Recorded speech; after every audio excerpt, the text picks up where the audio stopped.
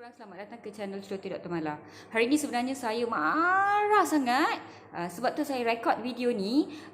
Hari ini viral tentang status seorang anti-vaksin tegar yang membangkitkan kenapa pasien COVID elok-elok bernafas tak ada masalah. Lepas tu doktor komakan, doktor tidurkan, tiba-tiba meninggal. So dia kata meninggal tu bukannya sebab COVID tapi sebab doktor tidurkan. Saya nak tanya anti-vaksin ni, awak pernah kerja dekat berapa hospital? Awak pernah rawat berapa banyak pesakit yang sesak nafas? Awak pernah tengok berapa banyak COVID? Okeylah, sebelum COVID, awak pernah tengok berapa orang yang sesak nafas sebab asma, pneumonia, COPD, DKA? Berapa banyak awak pernah rawat? Dan orang yang share tak fikir panjang, langsung terus share. Dah 5,000 lebih, 6,000 lebih shares untuk dia punya Facebook status tu guys. Saya tak faham. Penat tau, kita orang ni penat berjuang dekat hospital, penat berjuang di media sosial, penat bila dipanggil oleh media untuk bagi awareness, kita orang buat semua. Tapi still bila ada satu benda kecil je habis semua orang berkecai. Macam mana kita nak bersatu padu? Macam mana kita nak teguh? Macam mana kita nak lawan COVID ni sebenarnya? Bila kita nak menang, macam mana kita nak menang? Saya tak faham. Susah sangat ke nak percaya dengan apa yang doktor-doktor ni cakap? Kalau susah, apa kata you all datang volunteer dekat hospitals? Pergi duduk dekat depan Sungai Buloh tu setiap hari, parking tunggu dekat tepi tu, mungkin tengoklah berapa banyak yang sesak nafas. Dr. Mala nak cakap bukan hanya sahaja untuk penyakit COVID, serangan jantung, paru-paru berair, kencing manis yang sampai darah dah berasid teruk, semua ini akan menyebabkan seseorang mengalami sesak nafas. Budak kecil pun ada juga tau. You all tak pernah ke anak tiba-tiba sesak? Hap, dah tak cukup nafas dah. Ya? Dia punya kita panggil suprasternal recession, habis kat sini, masuk gitu. Dekat tulang rusuk ni pun masuk, laju nafas dia berpeluh-peluh. Tak pernah tengok, tak pernah tolong jiran bawa pergi hospital. Tak pernah tengok pakcik-pakcik mana-mana yang sesak nafas macam gitu sekali. Tak pernah ke? Biasalah benda ni guys. Bila seseorang tu COVID, kan Dr. Mala dah cakap, dia akan mengalami jangkitan tu yang diserang ke dalam paru-paru. So paru-paru dia yang daripada 100% tu, bawah tu dah tak boleh masuk oksigen dah. Atas tu je yang kembang kucup. Jadi biasanya seseorang tu oksigen dia macam 100% lah. Bila kena COVID ni, okey, dah kategori 3, dah ada jangkitan dalam paru-paru, apa berlaku? Dia jadi nafas dia makin lama makin laju. Tarik dia pendek, lepas dia panjang. Macam gitu, okey. Lepas tu kita buat apa? Kita bagi dia oksigen kecil, nasal prong oksigen letak dekat sini. Tak boleh lagi, rendah lagi, oksigen drop, dah letak nasal prong, drop lagi 90, kita letak face mask. Dah letak face mask, pakcik guna perut untuk bernafas. Gitu, guna perut dia. Boleh nampak perut dia pun naik. Biasanya orang bernafas guna paru-paru je. Tapi orang yang sesak nafas macam ni, makin lama makin teruk, perut dia pun sekali bernafas, lagi oksigen dia turun, lagi dia penat, nampak confused, berpeluh-peluh. Bila check oksigen tinggal 80, tinggal 70. Lagi dengan COVID ni kita panggil depa happy hypoxia. Oksigen rendah tapi dia duk relax je, tengok TV, duk layan sitcom, duk tengok FB live gitu. Tapi oksigen dah rendah tadi, tapi dia tak perasan, dia okey je. Sebab tu yang dekat India tu yang pergi hospital dah oksigen tinggal 40-50 dah hap gitu. Faham tak?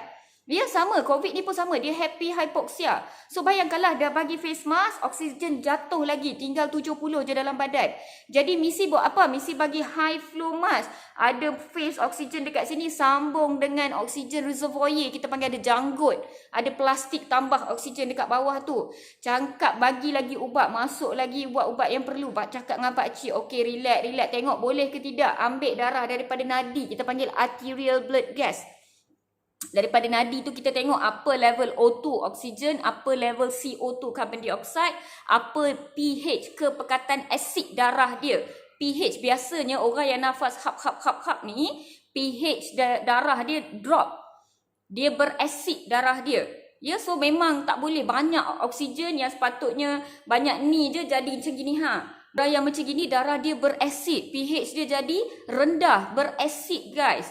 Kurang daripada 7.25, kurang jadi pH darah dia jadi 7.1, 7, 6.9. Darah berasid sebab apa? Carbon dioxide tinggi dalam badan. Dia tak boleh nak keluarkan karbon dioksida dalam badan dia, oksigen jadi rendah. Kita kan sepatutnya tarik oksigen, buang karbon dioksida. Tapi orang yang sesak nafas hap, paru-paru dia tak boleh nak berfungsi secara penuh, karbon dioksida tinggi daripada sepatutnya, oksigen rendah daripada sepatutnya. Kita panggil respiratory failure.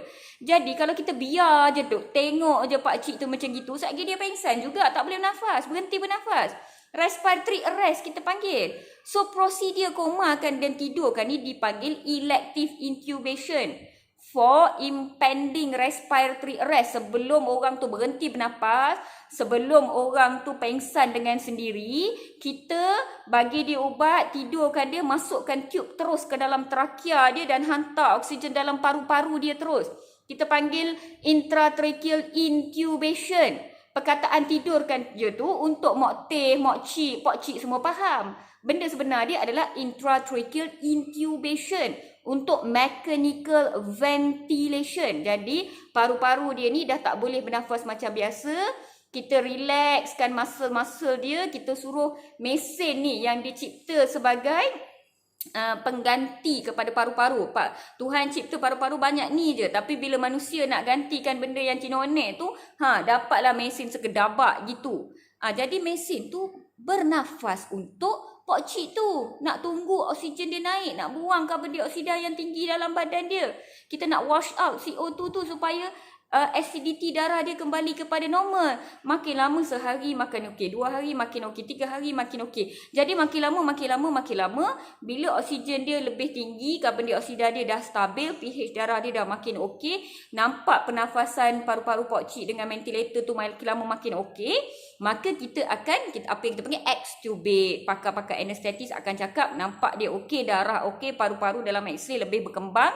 Jadi kita cuba cabut tube dan tengok pakcik boleh bernafas sendiri atau tidak.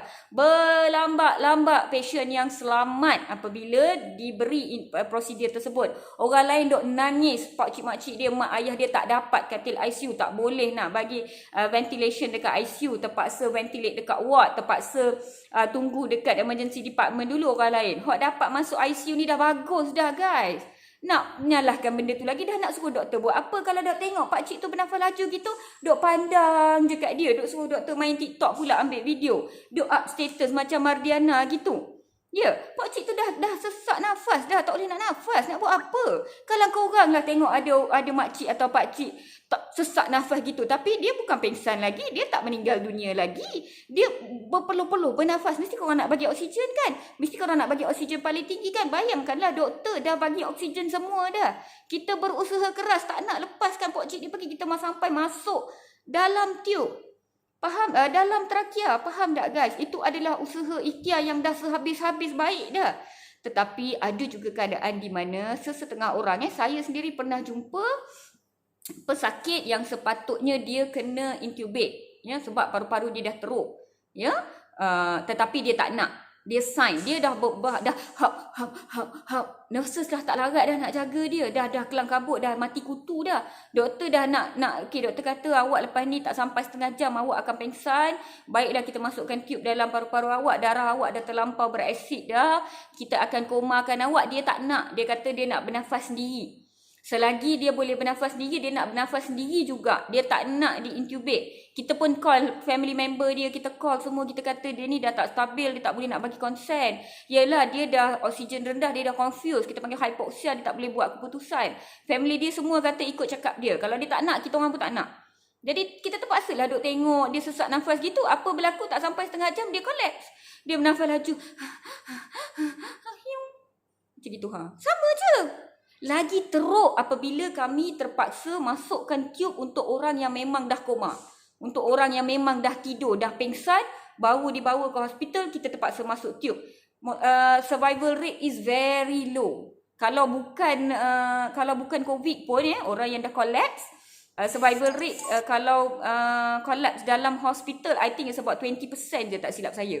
Ya, kalau dah collapse. Sebab tu kita intubate awal, kita panggil. Sebelum dia pingsan, sebelum dia berhenti bernafas, apabila dia laju dan sesak dan penat bernafas, Kita masukkan tube pernafasan oksigen direct ke dalam trakea, ke dalam paru-paru dia untuk bantu dia bernafas. Sebab apa? Sebab kita nak berikhtiar sehabis baik. Tolonglah jangan persoalkan benda-benda macam gini sebab dok percaya dek cakap Mardiana, dek cakap Mok Teh, dok cakap orang lain yang tak pernah sehari pun duduk dalam hospital, guys. Come on lah.